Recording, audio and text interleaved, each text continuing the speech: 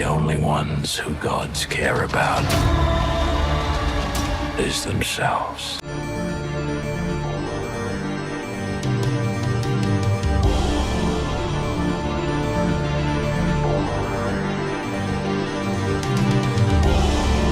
What's happening, YouTube? It's your favorite black nerd, Lamont Tyson, in the building, here to give you my full of spoilers Thor Love and Thunder review. This is the 4th installment, written and directed by Taika Waititi. He's the same person that did Thor Ragnarok. And if you like that style, you probably enjoyed this movie. Let's break it down before I give you guys where I rank this in amongst the Thor movies, where I rank it in the MCU, and will you or will you not have a good time in the theater? If you're finding me for the first time, please subscribe to the channel. Be sure to turn on those notifications so when I drop videos, you get them. There is a podcast. It's called the Life Gains Podcast. Please download it. Anything that goes on YouTube goes on the podcast. Follow me on Twitter, IG, and now I am on TikTok, so hit me up over there. Oh, where do I begin, ladies and gentlemen?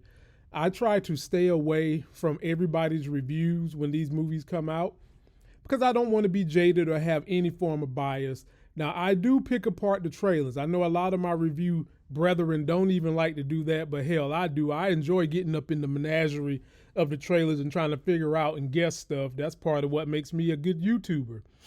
But in this movie, I didn't have a whole lot of hopes other than I thought that Gorr the God Butcher, the villain played by Christian Bale, was going to be very menacing because he had a comic run where when I tell you he was kicking God's asses, he was going around kicking every God's ass and killing them left and right. The same way Stone Cold Steve Austin would give Vince McMahon the Stone Cold Stunner. He was taking them bitches out.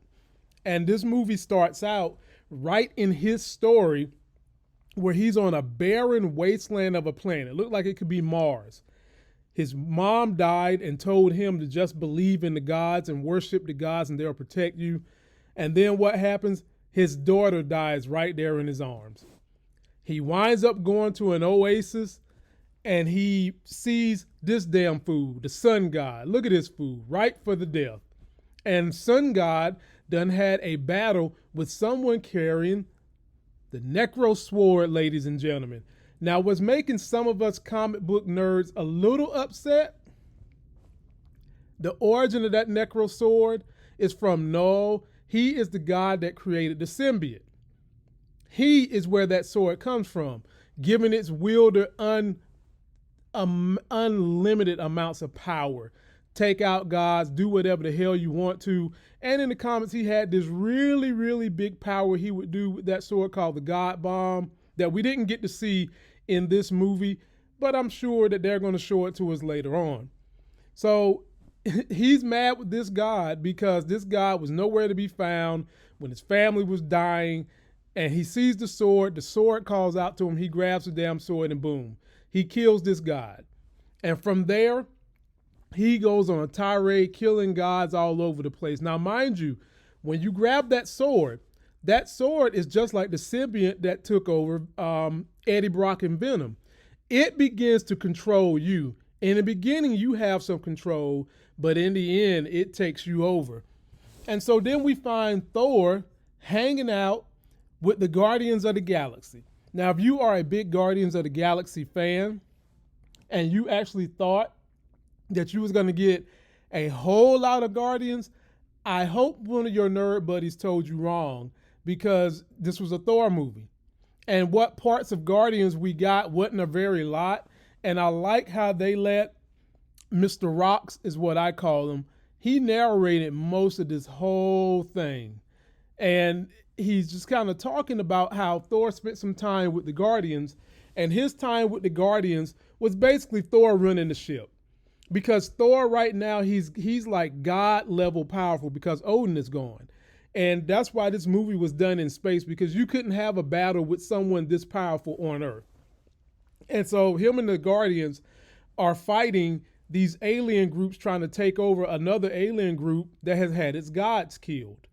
And basically Thor is just chilling at first, not doing nothing. And then Star-Lord says, look, Thor, we need you.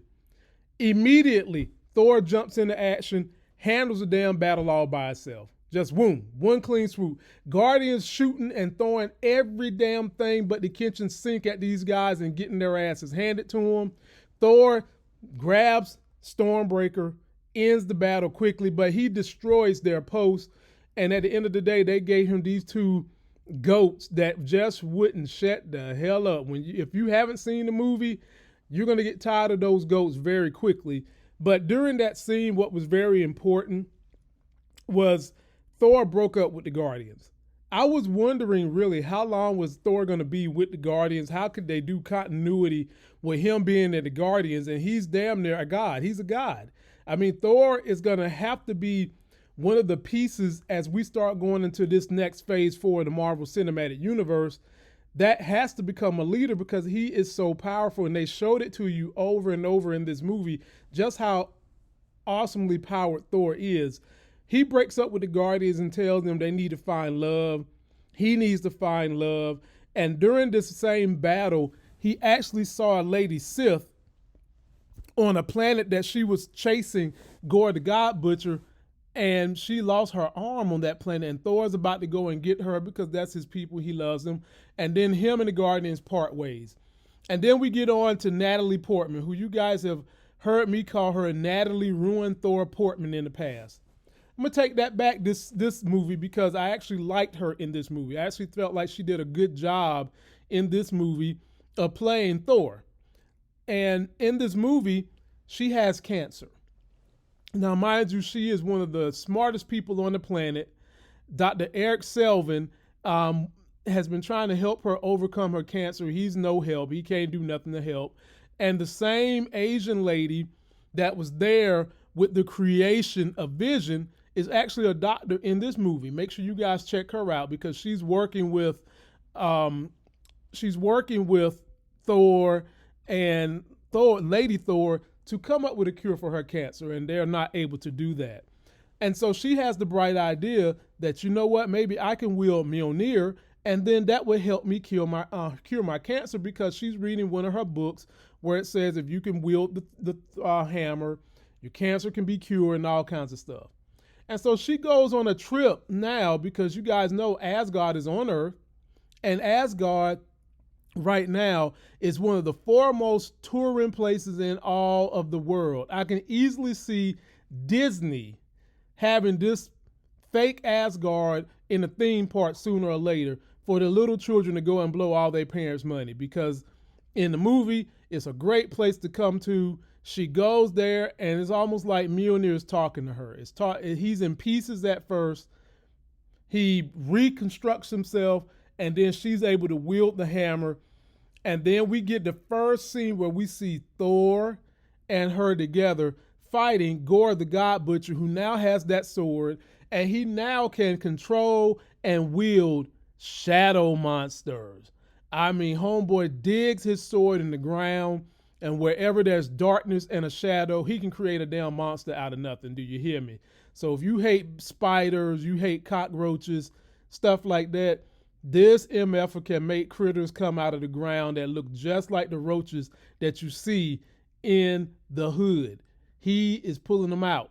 And they have a knockdown, drag out battle. And then Thor shows you just how powerful he is. He just pulls out and is like, bruh, there ain't nothing you can do with me. I'm the god of thunder. And he's using this thunder and all this stuff, and he wins that first battle. But Gorr, knowing he has an ultimate plan, winds up stealing all the kids of Asgard to use them as bait to get Thor to come to his shadowy dark realm, which is so dark that light is actually afraid to go to this place. And to make this very long movie, well, it wasn't a long movie. It should have been longer, and I'll explain that in a minute. To get on to the end of the movie. So Gorr has a great big battle with Thor, and Thor has a battle where he needs to go and get Zeus because he wants to recruit a team to help him battle Gorr. So he goes to this little situation with Zeus, and Zeus is throwing lightning bolts at everybody, and it was about to actually do something to Korg. And you know what? Thor steps in, throws a lightning bolt through Zeus's heart, and we think he's dead, but we later learn in the post-credit he's not. There's 2 post-credits, ladies and gentlemen. Stay for both of them. So now they have Zeus's lightning bolt. Thor even mentioned of recruiting Hercules, of which I thought we might get that in this series because there is no copyright to use these gods. Now, Zeus, Hercules, they're all Greek gods. Those are my folks who are real nerdy like me. You know that the Roman gods are named after our planets. Jupiter is their version of Zeus, and we've got Venus, Mars. Those are all the Roman gods. Any event, they go on to have a big battle, and Valkyrie, who is now the queen of Asgard, they have this battle with Gorr the God Butcher, and Gorr captures them with his shadowy monsters, and his whole plan all along was to get Stormbreaker and open up a portal to eternity. Why he wants to do that to eternity? Because, ladies and gentlemen, eternity is one of these gods that has been in the Marvel MCU for eons. And if he can get to eternity, eternity is a universe and a deity all in one. Eternity will grant him a wish. And of course, you know, his wish at this moment is that he wants all the gods dead because he wants revenge. And, you know, a lot of people have been having these issues with their maker because they see all this bad shit going on in the world. And I can relate, you know, it's just craziness going on. And it seems like all the bad people have been winning. And that's probably what Gorr was feeling. And so, you know, Lady Thor figures out that that's the whole plan. She throws Stormbreaker into space. She's captured, Valkyrie's captured and injured. Thor himself is captured, and he's basically trying to make Thor call Stormbreaker back, which he eventually does. And when he does, Gorr, of course, gets Stormbreaker. And now we get to the end where it's going to be Thor versus Gorr all by himself, one-on-one, because we've learned throughout this whole story that the more Natalie Portman uses Mjolnir, the more it causes her harm. Now, the situation with Mjolnir is normally Mjolnir is you know, wielded by a god. And gods, they have just the utmost regenerative power for health. She is still a human and she can't do that. Jane Foster can't do that. So every time she's using it, it's just draining her. It's just causing her more and more to get her cancer to make her sick just because of the way that the power has been wielded through her body. And so on this last mission, Thor tells her, look, you need to stay your ass at home. I'm going to go handle this. I still have Zeus's lightning bolt. I'm going to go handle my business. And so they kiss and they say, you know, handle the business, Thor, and come back to me. All right. So Thor gets there. He sees the kids. He sees Stormbreaker being used to open up the portal to eternity. And you know what he does to show you guys just how powerful he is? He goes to the kids and say, you kids are got to get ready for battle. You're going to help me out. And you're going to help me beat the ass of this Gorr God Butcher. And he bestows the power of Thor on all these kids that pick up rocks, ditches, winches, hoes, and one little girl had a damn teddy bear she was using to shoot lasers out of his eyes. And so they go and have this great battle, and then, not listening to Thor, Jane Foster transforms back into Thor again to come help him out. And while she's helping him out, he winds up grabbing Stormbreaker and actually, you know, attempts to stop the opening of this portal, but it's too late. Him, Lady Thor, and Gorr are into this void. And in this void, you have them talking to eternity. And Thor basically tells Gorr, instead of using your wish to end all gods, why not use your wish to bring back your daughter? And he's looking at Thor like, bro, why would I do that? She's not going to have anybody. And Jane Foster, who's dying, says she'll have him, talking about Thor. And what's cool about this whole thing is Gorr does make the wish to bring the daughter back and bestows the daughter upon Thor. That is actually Chris Hemsworth's real daughter. And her ass in this series is powerful as hell. And that's where you get the term Love and Thunder, because Gorr the God Butcher's daughter, what was her name? Love.